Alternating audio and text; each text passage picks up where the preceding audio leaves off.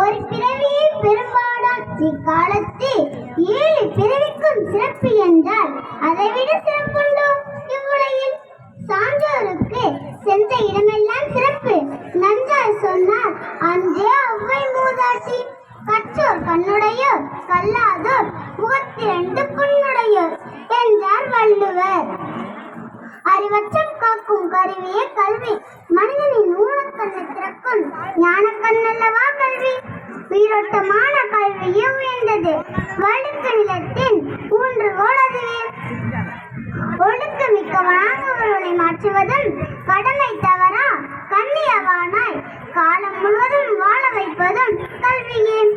இக்காலத்தை நற்காலமாக மாற்ற எதிர்காலத்தை ஏற்றமுடன் எதிர்கொள்ள வாய்ப்பை வழங்கி தரும் கல்வியை கற்பது நம் கடமை.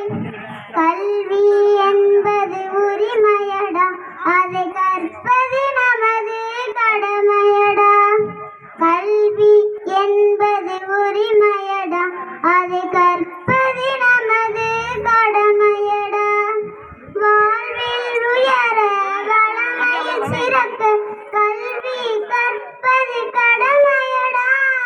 கல்வி என்பது உரிமையடா, அதை கற்பது நமது கடமையடா. ஆம், இளம் வயதில் பெறும் கல்விக்கு ஈடுண்டோ? ஈடற்ற கல்வியை நாம் பெற்று வாழ்வில் ஈடேற்றம் பெறுவோம். நன்றி, வணக்கம்.